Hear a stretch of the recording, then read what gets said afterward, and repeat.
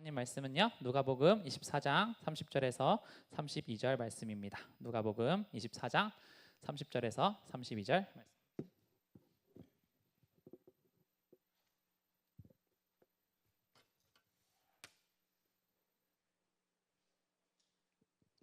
네, 다 찾으셨으면 우리 한 목소리로 함께 읽겠습니다. 시작.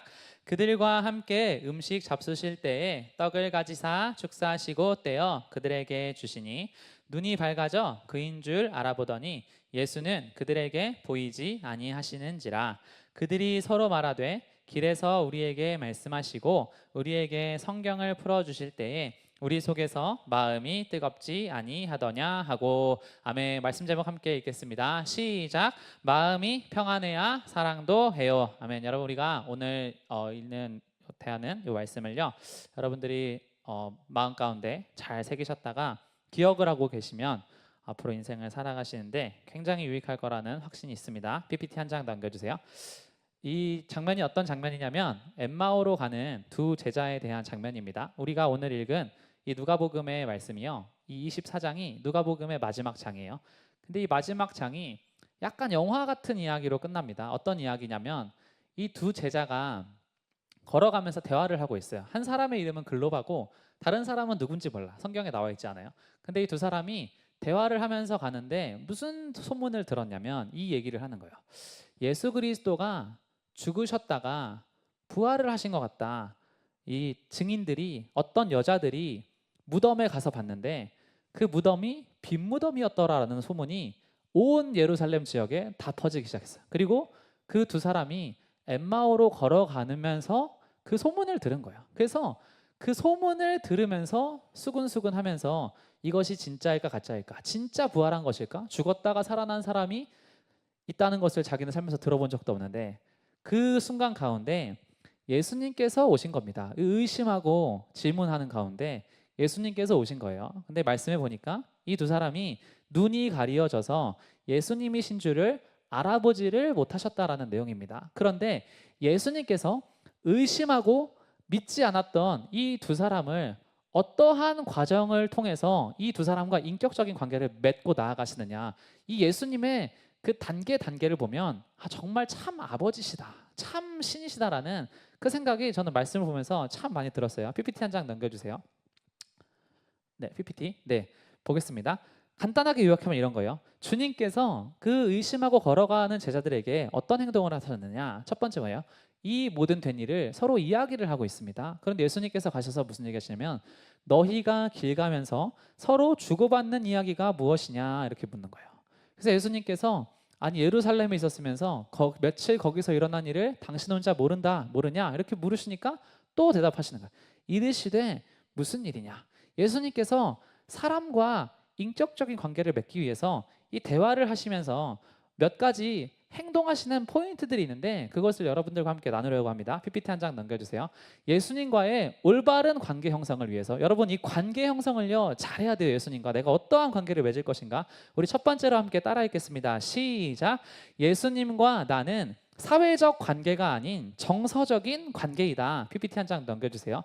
자 보세요. 사회적 관계가 있습니다. 여러분 우리가 세상 가운데서 맺는 관계가 사회적 관계예요. 이 관계는 뭐가 중요하냐면 옳으냐 그르냐, 너가 더 잘했냐 못했냐, 성취가 얼마나 있냐, 이런 사항이 중요한 관계가 사회적 관계입니다. 그래서 신앙생활을 하는 사람들 중에서도요 예수님과 자기의 관계가 사회적 관계라고 생각을 하는 사람들이 많아요. 왜냐하면 내가 세상 가운데 맺은 관계가 다 그런 관계라서. 그래서 그런데요 예수님께서 우리에게 원하시는 관계는 어떤 것이냐면 정서적 관계라는 거예요. 이 정서적 관계는 무엇이 목적이냐면 친밀함이 목적이다. 친밀함이. 하나님께서 내가 얼마나 옳으냐 그르냐, 잘했냐 못했냐를 따지는 관계가 아니라 친밀한 관계를 목적으로 우리한테 다가오신다라는 것입니다. PPT 한 장 넘겨주세요. 자 보세요.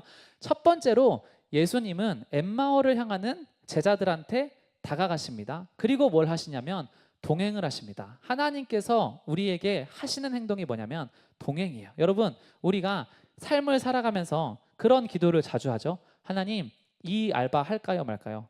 이 직장 갈까요 말까요? 이 대학교 갈까요? 저 대학교 갈까요? 그 옳고 그름에 대한 기도를 엄청나게 많이 올려드리는데 하나님께서 참 아이러니하게도 너 거기로 가, 거긴 틀렸어. 그렇게 직접적인 응답을 해주시는 경우가 참 없어요. 근데 그게 왜 그러냐면 내가 어디로 가도 길이다. 하나님께서 먼저 원하시는 건 뭐냐면 내가 먼저 믿음으로 기도하고 결정한 이후에 하나님께서 나와 동행을 하신다는 거야. 내가 어느 길로 가든지 간에. 그래서 첫 번째로 우리가 가져야 되는 확신은 무엇이냐면 제자들이 가지고 있던 이 모습 있잖아요. 우리 가운데 의심할 수 있잖아요. 못 믿을 수 있잖아요. 근데 괜찮다는 거예요. 예수님은요 먼저 그들과 정서적인 관계에서 친밀함을 갖기 원하시니까 그냥 안 믿어줘도 괜찮다는 거예요. 그냥 일단 같이 걸어간다는 겁니다. PPT 한 장 넘겨주세요.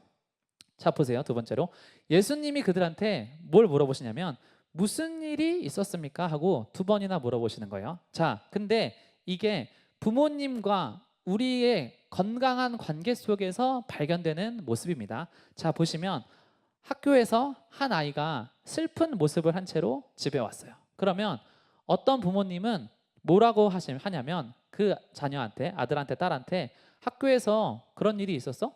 뭐 그런 일로 고민을 하냐? 이렇게 행동하면 그런 일이 안 일어날 거 아니야. 이 문제를 해결을 해주는 부모님이 있어요. 근데 이게 이런 대화 방식의 문제가 뭐냐면 상호작용이 없는 거예요. 그냥 가르치는 겁니다. 훈수를 두는 거예요. 근데 상호작용이 있는 대화는 어떤 대화예요? 부모님 중에 이런 분들이 있어요. 이게 자녀들이랑 사이좋은 부모님들 보면 항상 이런 대화를 해. 무슨 일이니? 왜 그렇게 기운이 없어? 이렇게 물어보는 거예요. 그러면 이 자녀가 자기의 이야기를 하면서 상호작용이 생긴다는 거예요. 예수님께서 하시는 행동이 뭐냐면 이 상호작용이에요. 예수님께서 무슨 일이 있었습니까? 왜 물어봐요? 몰라서 물어보는 게 아니야. 몰라서 물어보는 게 아니라 우리의 인생 가운데 예수님께서 왜 기도하라고 하세요? 우리의 인생에 무슨 일이 일어날지 예수님이 몰라서 기도하라고 하시는 게 아니라 듣기를 원하신다. 하나님께서 나의 입술로 하나님 나는 어디로 가야 합니까? 하나님께 질문하고 대화하는 것을 항상 바라시는 모습을 가지고 계신다라는 것입니다. PPT 한 장 넘겨주세요. 세 번째로 예수님은 제자들이 경험한 것을 먼저 이야기하도록 기다리시는 거예요. 뭔가를 모른 척 묻는 거예요. 무슨 일이 있었습니까? 여러분 제가 이번에 그 한 청년을 우연히 전도를 하게 됐습니다. 그 김태수 청년이라는 청년이요. 이제 앞으로 잘 오신다고 하셨는데 그 청년의 대화를 해보니까 야 참 이런 사람을 위해서 교회가 필요하다. 그래서 살면서 이제 고아로 큰 거야.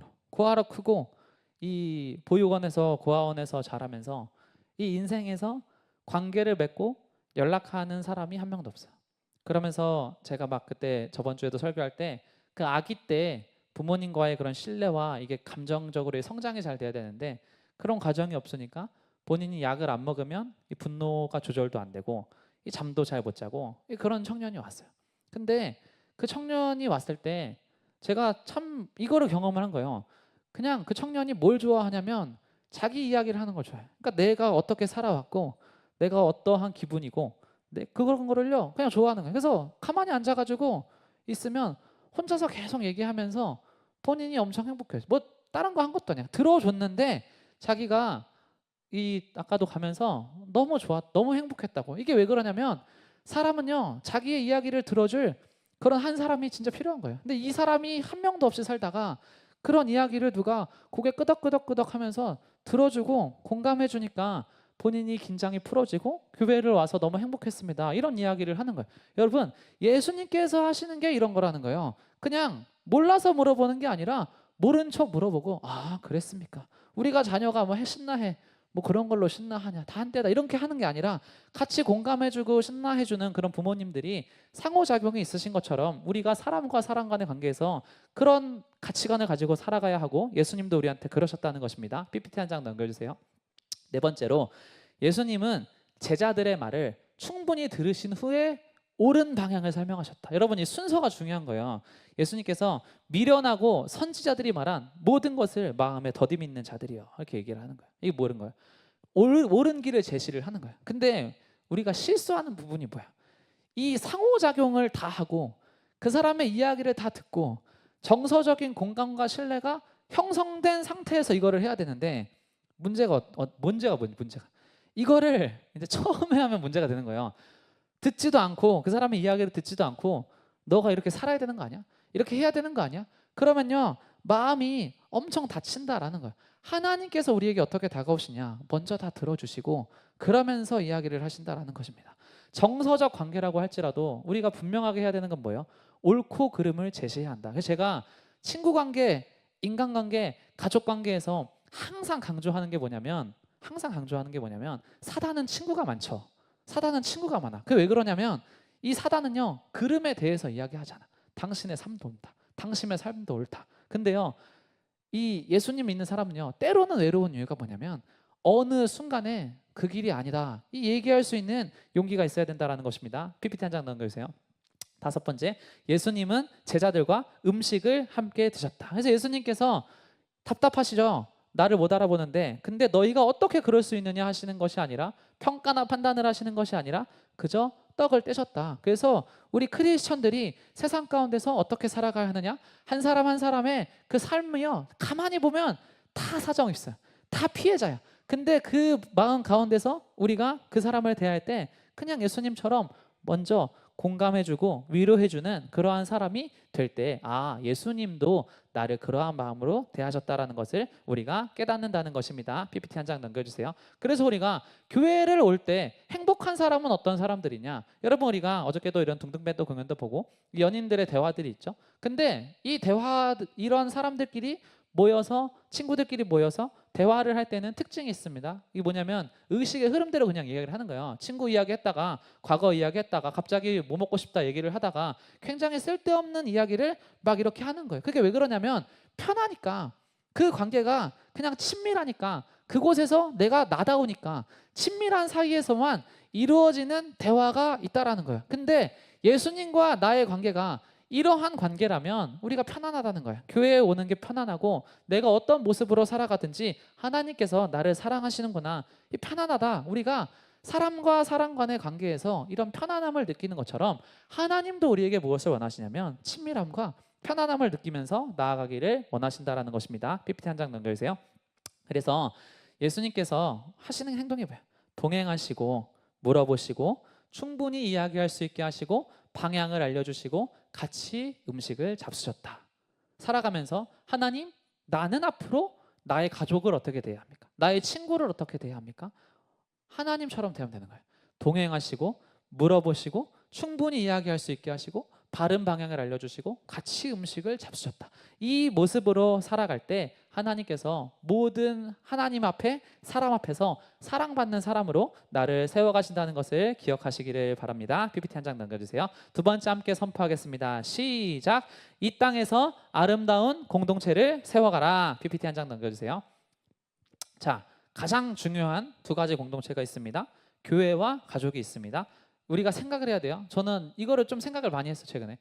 교회가 왜 필요할까? 가족이 왜 필요할까? 이 교회가 왜 필요한가? 가족이라는 것이 왜 필요한가? 이 궁극적인 질문이거든요. PPT 한 장 넘겨주세요.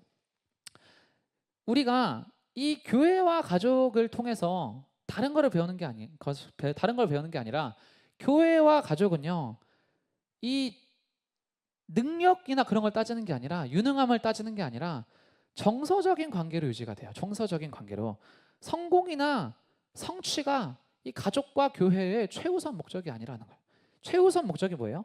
아, 서로 삶의 동반자가 되어줄 수 있는 사람이 나는 필요하구나. 그래서 사람에게 진짜 필요한 건 뭐냐면, 실패할 때, 좌절할 때, 아, 나를 떠나지 않는 사람이 있구나, 이 경험을 받으면요, 이 사람이 바로 설 수가 있는 거예요. 그래서 제가 그 태수 씨라는 그 청년을 보면서 그런 생각을 했어요. 아, 저런 사람을 위해서 교회가 필요한 거겠구나.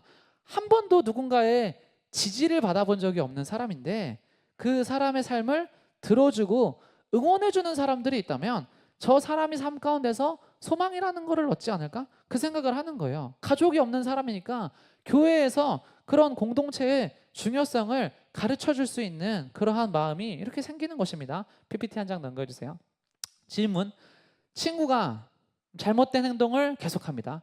그런데 그걸 지적하지도 바로 잡아주지도 않고 지켜만 보고 있어야 되나요? 여러분 살면서 이런 고민 다 해보셨죠? 내 친구가, 뭐 내 형제 자매가, 우리 부모님이, 내 자녀가 잘못된 행동을 계속해요. 근데 이거를 그러면 어떤 식으로 지적을 해야 되느냐? 저는 교회를 다니면서 이 고민을 진짜 많이 했어요. 그러니까 막 그 밥 안 먹고 과자만 먹는 여자애가 있거든요. 그럼 걔를 보면서 내가 쟤를 어떻게 말을 해야 되냐 이거를 저는 진짜 수백 번 고민했어요. 근데 이 사실 가운데서 예수님은 우리에게 어떠한 자세로 말씀을 하시냐. 자, PPT 한 장 넘기세요. 첫 번째는 뭐예요? 비록 이런 행동을 하더라도 너가 하나님의 자녀다, 나의 자녀다, 나의 친구라는 건 변함이 없다라는 그 신뢰의 관계가 가장 중요하다라는 것입니다. 그 성도님들 중에서 이렇게 막 상담을 오시거나 막 그러신 분들 중에서 그런 분들이 있어요. 이 자녀가 막 이렇게 방황해. 부끄럽잖아요, 교회 안에서.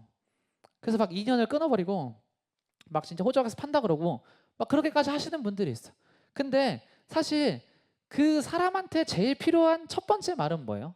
그런 어떤 말이 아니라 그런 행동을 하더라도 너는 일단 나의 사랑하는 자녀다. 이게 전제가 되어 있으면요. 이게 그 안에서 변화될 수 있는 그 계기와 용기가 생길 수 있다라는 거예요. 그러면서 우리가 이런 친구한테 무슨 얘기를 해야 되냐? 당신이 그 행동을 지속하는 이유가 있을까? 너가 그런 행동을 할 때 다른 사람보다 너가 가장 괴로울 텐데 내가 너를 어떻게 하면 도울 수 있는지를 한번 알려줘라. 이거 무슨 얘기냐면 상대방이 자기가 하는 그 행동이 잘못됐다는 것을 인정을 하고 있을 때 우리가 저러한 마음의 자세로 기다리고 인정을 해야 한다라는 것입니다. 그게 교회와 가족의 존재 이유예요. 끝까지 내가 어떤 일이 있어도 너를 포기하지는 않아. 왜 그러냐면 하나님께서 우리를 그렇게 사랑하셨으니까 그 마음을 가지고 서로를 대해야 한다는 것입니다. PPT 한 장 넘겨주세요. 친밀감을 방해하는 요인이 있습니다. 관계보다 진정성을 앞세우는 경우가 있어요. 이 두 번째 질문이에요. 이런 사람들이 있죠. 그 좀 이렇게 교회 안에서 사랑하고 축복합니다 이렇게 하라고 하는데 절대 안 하는 애들이 있어요. 여기서 절반 안 하잖아요. 근데 이 사람들은 정직한 사람들이야. 내가 얘를 봐도 하나도 안 반갑고 하나도 안 사랑하는데 왜 내가 사랑하고 축복합니다라고 해야 되느냐. 그러니까 이런 거예요. 어버이날에 뭐 스승의 날에 스승의 은혜를 하늘 같아서 뭐 이럴 때 막 초등학생 중학생 때부터 애늙은이 돼가지고 선생이 선생다워야지 이러면서 내가 안 존경하는데 왜 그런 노래 부르라 그러고 국기에 대한 격려하라 그러면 나는 자랑스러운 태극기 앞에 하라 그러면 나는 국가가 뭐 어떻게 되든 상관도 없는데 왜 여기다 가슴에 손 올리고 그 더럽게 안 올리고 딱 이러고 있고 그 찬양하라 그래도 절대 안 움직여. 이게 왜 그러냐면은 진정성을 앞세우는 경우야. 그러니까 이게 틀린 게 아니에요. 내가 안 사랑하는데 어떻게 사랑한다고 하냐 이 얘기를 하는 거예요. 근데 이제 제가 본 이 책에서 그 이렇게 막 수만 명의 그 부부 상담과 이 상담을 해오신 분이 이런 사람들 너무 많으니까 그분들한테 항상 해주시는 얘기가 있는데 제가 이게 너무 마음에 와닿는 거예요. PPT 한 장 넘겨주세요. 이분이 이런 얘기를 하는 거예요. 그러면 하나님이 맺어주신 연인, 친구, 가족 간의 관계보다 너의 진정성이 더 중요합니까? 이렇게 물어본다는 거예요. 그러면은 그 사람들이 도리어 이 대답을 못 한다는 거예요. 우리가 먼저 뭘 인정을 해야 돼요? 마음을 표현하는 게 참 어렵죠. 참 어려운데 저는 그게 또 특히 어려운 사람이에요. 제 성향과 체질 속에서. 근데 이분이 무슨 얘기를 하냐면 이게 이 사람들한테 그럼 도대체 마음이 몇 점이시면 표현할 겁니까? 하면 이 사람들 무슨 얘기하냐면 80점, 90점이면 표현하겠습니다. 이렇게 얘기한다는 거예요. 근데 이 사람이 그때 조언하는 게 뭐예요? 이 박사님께서 비록 20밖에 없는 감정이라도 표현하라는 거예요. 이 내 진정성을 너무 중요하게 여기다가 그러다가 자기가 너무 많이 본 거야. 하나님이 허락해 주신 관계를 해치는 사람들. 근데 이 사람이 나와 더 좋은 동역자가 될 수 있는데 떠나보내는 거. 내가 이 가족 간에 더 돈독할 수 있는데 떠나보내는 거. 이 앞으로 삶을 살아가면서 더 그런 만남의 복들과 그런 축복을 내가 받을 수 있는 사람들을 하나님께서 붙여주셨는데 나의 진정성을 이유로 내가 안 반가운데 난 이런 말 하기 싫은데 나는 원래 이런 사람인데 그거에 너무 집중을 하다가 이 놓치는 사람들 진짜 소중한 사람들을 이렇게 놓치는 사람들을 보면서 이분이 안타까워서 이야기를 하는 거야. 하나님이 맺어주신 그 인연보다 당신의 진정성이 더 중요합니까? 이거를 이야기를 하시는 거예요. 그래서 여러분 우리가 이러한 것들을 잘 생각하면서 살아가야 한다는 것입니다. PPT 한 장 넘겨주세요. 친밀감을 방해하는 몇 가지 하나님 앞에 나아가는 과정 중에서 우리를 방해하는 몇 가지가 있습니다. 이 사람 간의 관계에서도 마찬가지예요. 첫 번째, 공로의식. 내가 얼마나 고생했는지 알아. 이 말 이제 그 막 이게 연인들이나 부모님들 뭐 싸울 때 보면은 내가 이만큼 했는데 이만큼 해야 되는 거 아니냐. 이 공로의식 있잖아요. 그러니까 하나님 앞에 이 마음이 있으면 이 친밀해지는 게 참 어렵다는 거예요. 이 흥정의식. 내가 이만큼 기도했으니까, 내가 이만큼 섬겼으니까 하나님도 이만큼 해주십시오. 이 흥정의식. 세 번째는 뭐예요? 당위적 사고. 이 옳고 그름이 좀 분명한 사람들. 저는 사실 이게 좀 세거든요. 이래야 한다. 그러니까 저는 뭐 남자 부모 이런 건 없는데 성도는 이래야 한다. 저는 이게 좀 세요. 근데 이런 게 우리가 때로는 사람 간의 관계에서 하나님 간의 그 관계에서 조금은 내려놔야 된다라는. 제가 그래서 이 책을 보면서 참 많이 와닿았어요. 아, 이런 거를 좀 내려놔야겠구나. 좀 마음이 좀 편안하게 가야 된다. 이 서로 막 계산하고 흥정하고 막 당위적 사고로 이런 게 세잖아요. 우리가 관계에서 내가 뭐 축의금 이만큼 했으니까 너도 이만큼 해야 되는 거 아니야? 이 흥정의식과 이 관계를 다 그런 식으로 맺는 것이 아니라 우리가 하나님과 관계를 맺으면서 나아갈 때 이러한 것들을 다 내려놓고 계산하지 않는 하나님 나라의 그 사랑으로 나아가야 한다는 것입니다. PPT 한 장 넘겨주세요. 네, 중요한 내용입니다. 세 번째 함께 읽겠습니다. 시작. 사랑도 마음이 평안해야 할 수 있다. 여러분, 사랑도 마음이 평안해야 할 수 있어요. 예배도 마음이 평안해야 할 수 있어요. 이 청년들이 마음이 불안하죠. 항상 뉴스에 나오는 게 이제 지금 매일매일 40명이 자살을 한대요. 40명이. OECD 평균 3배. 70대 다음에 우울증이 걸리는 사람들이 20, 30대가 가장 많고 그 우울증의 그런 비율들이. 그러면서 이 미래에 대한 비관을 가지고 있는 그 MZ 세대의 사람들이 지금 막 60%, 70%막 이렇게 이게 넘는다는 거예요. 여러분, 우리가 이 화려한 삶을 이렇게 사람들이 사는 것처럼 보이잖아요. 근데 통계적으로 보여주는 게 뭔지 아세요? 여러분들 중에 통계적으로 보여주는 분들, 여러분들 중에 뭐 크리스천이니까 좀 더 강할 수는 있어도 30%는 마음이 울적하다. 이게 이 사회 가운데 나타나는 통상적인 통계예요. 근데 우리는 그런 어떤 사람들이 나 빼고 다 잘 사는 것 같다, 뭐 이렇게 생각을 하잖아요. 근데 제가 살아보니까 그게 아니에요. 다 똑같아. 이게 마음의 근심과 불안과 그 사람의 화려함 속에 그런 게 있는 모습을요. 저는 그런 상담, 그런 부모님의 그런 이야기를 들으면서 평생 들어왔고, 제가 또 인생을 살아보니까 야, 사람의 인생이 다 똑같네. 어저께도 막 이렇게 둥둥 밴드나 막 그런 걸 했잖아요. 근데 저는 제가 그 인생에서 전 친구가 많지는 않은데 가장 친한 친구가 음악을 해요. 근데 그 음악을 하면서 그 음악인들의 화려한 삶 이면에 있는 모습을 저는 진짜 많이 들었어요. 이게 CCM 가수들 포함해서.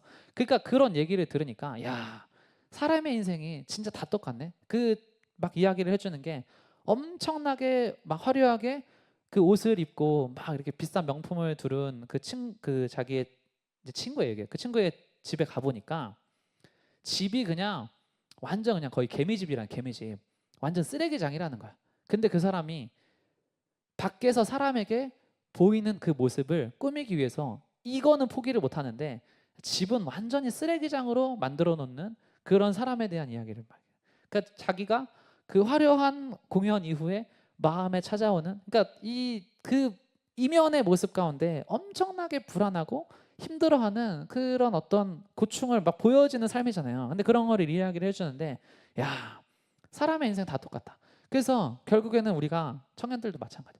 사랑도 마음이 평안해야 할 수 있다. 우리가 하나님 앞에 이 마음이 평안해야 된다는 거예요. PPT 한 장 넘겨주세요. 그래서 우리가 어떠한 것을 기억을 해야 되느냐? 자, 과거에 축을 두고 사는 사람들이 있습니다. 그 예전에 내가 그랬어. 그러니까 예전에 내가 이제 잘 나갔지. 저희 교회 이거 보면서 한 자매가 떠올라요. 그러니까 뭐 자기가 놓친 남자가 뭐 한 트럭이다 뭐 이렇게 말하는 자매가 있는데 그게 왜 그러냐면 과거에 그거에다가 이제 에너지를 너무 쓰는 사람들 있어. 이제 그 장난을 하는 말이에요. 그리고 앞으로 일어날 일들을 걱정하고 염려하는데 또 에너지 쓰는 사람들 있어. 이 불안한 사람들이 있어. 근데 어떤 사람은요, 비전이나 꿈을 향해서 이 설렘과 기대로 살아가는 사람들이 있잖아요. 이거를 우리가 어떻게 하면 이 마지막 단계로 나아갈 수 있느냐? PPT 한 장 넘겨주세요.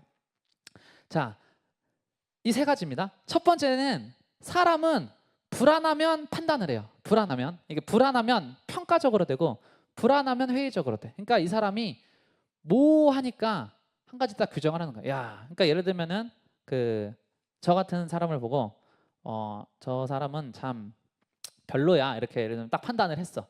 그러면은 이게 저 사람이 어떤 사람인가 모호하지가 않으니까 그냥 딱 판단을 하고 평가적으로 보는. 그래서 교회 안에서 판단 많이 하고 평가하는 사람들 보잖아요. 진짜 다 불행하게 살아. 이게 왜 그러냐면 불안해서 그래. 불안해서 항상 평가하는 거야. 두 번째 뭐예요? 불안하면 자꾸 확인하려고 해요. 그러니까 그 막 자녀의 뭐 이렇게 위치 추적 뭐 이렇게 하는 사람들도 있고 뭐 이렇게 그 관계 안에서 계속 확인하려고 하고 그런 사람들이 있어요. 세 번째 뭐예요? 관계적으로 불안할 때 이 불안을 다루기 어려워서 이 왜곡되게 형성을 하는 겁니다. 그래서 뭐 이제 보통은 그러니까 아빠들도 그러는 분들이 있는데 그 엄마들 중에서 이런 말 하시는 분이에요. 그러니까 딸한테나 자녀한테 가서 내가 네 아빠 때문에 힘들어 죽겠다. 이게 이러면은 이 둘 사이 그러니까 남을 욕하면서 애착된 관계를 그러니까 막 그 뭐 이렇게 남 욕하면서 친해지는 사람들 있잖아요. 그 굉장히 왜곡된 관계로 계속해서 이렇게 흘러간다라는 거예요. PPT 한 장 넘겨주세요. 근데 여러분 우리가 그 안에서 무엇을 기억을 해야 되냐면 이 가족이나 교회는 그러니까 결국에 사람은요 서로 영향을 주고받을 수밖에 없다는 거예요. 그러니까 가족을 내가 선택했어요. 태어나 보니까 이 사람이 내 아빠고 이 사람이 내 엄마잖아요. 이거 내가 선택한 게 아니에요. 근데 그 운명 공동체. 근데 이 특징이 뭐냐면 유기적으로 연결이 되어 있다는 거예요. 근데 여러분 현대로 갈수록 이게 뭐가 연결되어 있냐? 혼자 잘 살면 되지. 이렇게 생각을 하잖아요. 근데 제가 이 시대를 보면서 항상 뭘 느끼는지 아세요? 문화가 변한 거지 사람이 변한 게 아니다. 전 이거 진짜 많이 느껴요. 문화가 변한 거지 사람이 변한 게 아니다. 문화가 어떤 문화가 있어요? 예를 들면 결혼을 늦게 하는 문화가 있죠. 근데 결혼을 늦게 한다고 그게 문화잖아요. 문화가 변했다고 사람이 변하나요? 교회 안에서 결혼을 늦게 하니까 우리 교회 안에서부터도 어떤 그런 걸로 많은 사람들이 기도 제목을 얘기해요. 자녀들이 안 생긴다. 그 난임병원, 불임병원, 뭐 시험관 이슈들이 크리스천 이슈들이 왜 요즘에 항상 그렇게 대두가 되냐면 문화는 변했는데 사람은 어느 특정 시기가 지나면 이게 안 되니까 이거에 이 우리가 실제로 살아가는 세상과 자기의 그게 안 맞으니까 그 안에서 괴리감이 있어서 이게 출렁출렁 거리잖아요. 이것도 마찬가지예요. 문화는 내가 개인적으로 혼자서 잘 사는 삶으로 이끌어가요. 폐쇄적으로 이런 공동체 같은 거 필요 없어. 그냥 방에서 혼자 있어도 돼. 청년들 히키코모리가 되고 방구석에서 있는 사람들 몇십만 명이 돼요. 그냥 집 안에서. 근데 문화가 변했는데 그 문화가 변했다고 사람이 괜찮아진 게 아니라니까요. 그 삶을 살아가다 보니까 사람과 사람이 서로 영향을 주고받고 영적으로 교감하도록 지어졌는데 그 문화는 이거를 폐쇄를 시키니까 사람들이 어떻게 돼요? 다 우울에 빠지는 거예요. 결국에 시간이 지나고 나니까 사람이 절대로 혼자서 고독하게 살아갈 수가 없는데 문화는 나를 그렇게 이끌어갔는데 지나고 나니까 너무 공허한 거예요. 그래서 저는 한 5년 전부터 제가 그 친구들 만났을 때 항상 했던 이야기 중에 하나가 뭐였냐면 비혼은 하나의 트렌드다. 이거 저 엄청 많이 얘기했어요.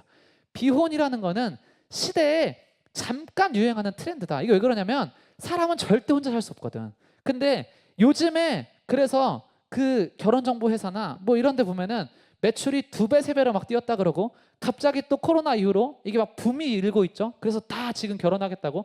그게 왜 그러냐면 유행이 끝난 거예요. 지나고 나서 보니까 막상 살아보니까 외롭거든.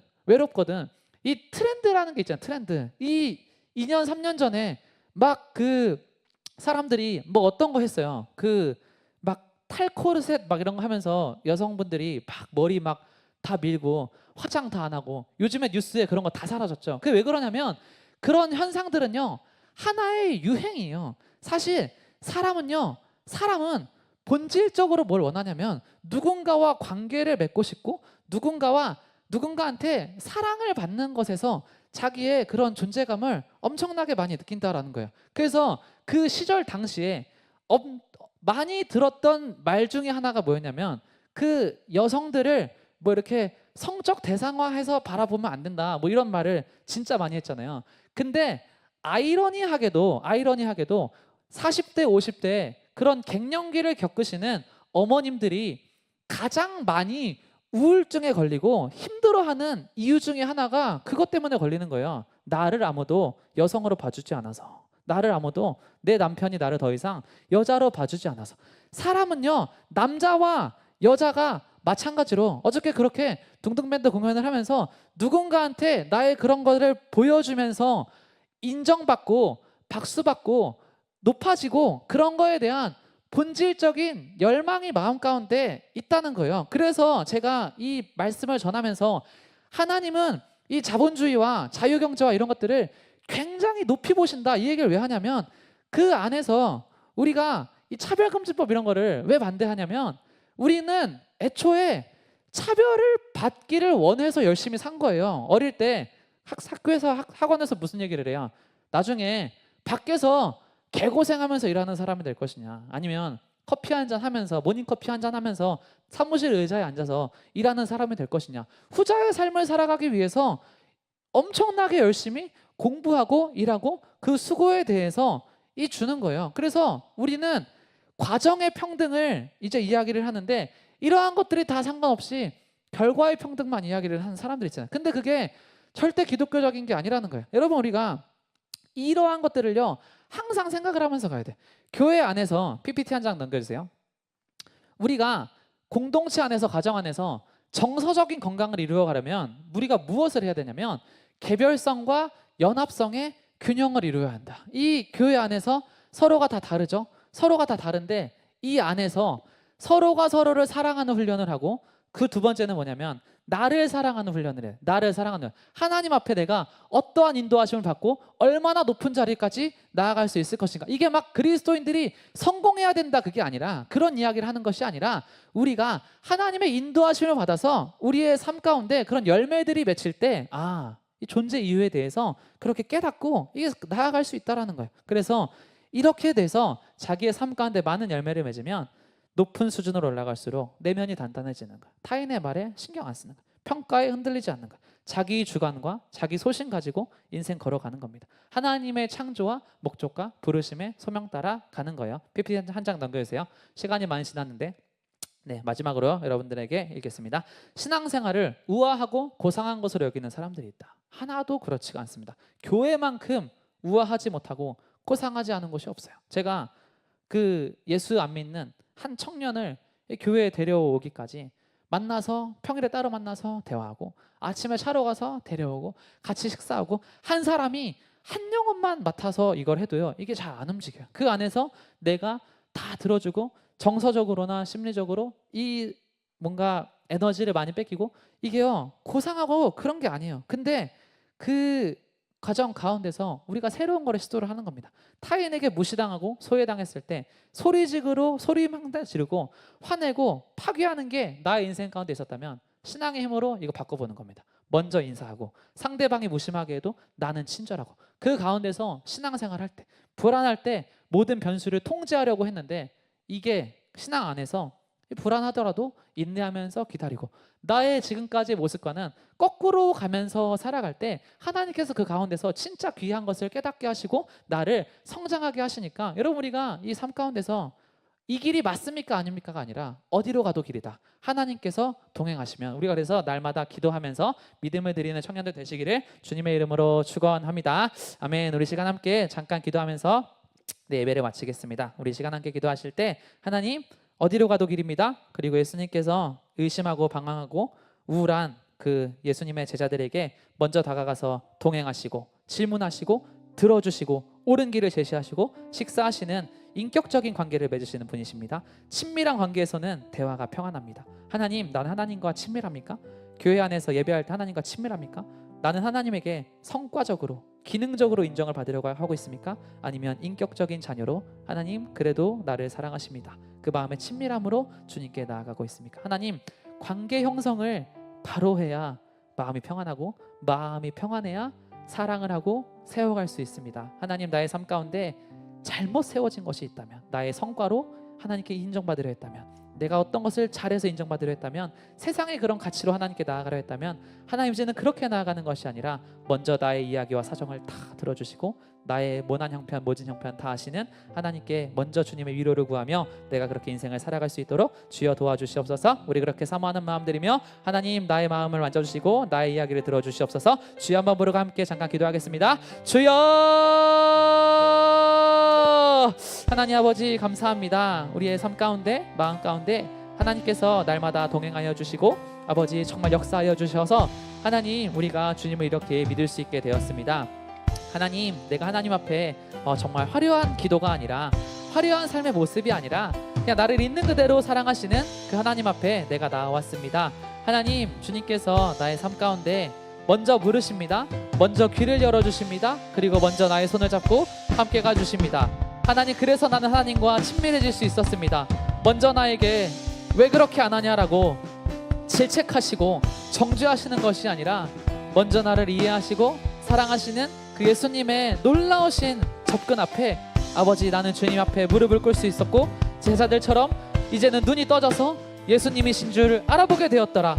하나님, 이 모든 의심의 과정과 무너짐의 과정과 방황의 과정과 낙심의 과정을 거쳐서 우리가 마침내 우리의 허물을 벗고 아 주님이시군요 할 수 있다면 하나님 우리가 아름답게 신앙의 길을 걸어가는 과정에 있는 줄로 믿습니다. 하나님, 우리의 삶 가운데 날마다 동행하여 주시고 날마다 찾아와 주시고 어디로 갈지 몰라 방황하는 청년들의 마음 가운데 주님께서 길을 열어주시고 빛을 내주시어서 하나님 우리가 하나님과 사람 앞에 날마다 더 매력적인 사람으로 예수님께서 날이 갈수록 사람들 앞에 사랑을 받으셨던 것처럼 우리 한 사람 한 사람 하나님 앞에 그렇게 더 사랑받는 자녀들로 세워져 갈 수 있도록 주님 도와주시옵소서. 하나님, 우리를 날마다 더 사랑하여 주시고 날마다 더 만져주시고 날마다 더 인정하여 주시고 날마다 더 위로하여 주시고 하나님, 우리가 서로가 서로를 격려하게 하시고 서로가 서로를 위해 기도하게 하시고 서로가 서로를 위해 힘이 되게 하여 주시고 아버지, 우리 교회 공동체, 청년 공동체가 정말 제2의 가족 같은 공동체로 주님 나아갈 수 있도록 우리의 모든 마음과 모든 심령을 주님께서 만져주시고 우리를 주님 안에 아름답게 자라갈 수 있도록 역사하여 주시옵소서. 주여 아버지 하나님 감사합니다. 감사하며 우리를 사랑하시고 언제나 우리의 마음 가운데 사랑의 음성으로 들려주시는 예수님의 이름으로 함께 기도드렸습니다. 아멘. 네, 우리 하나님께 영광.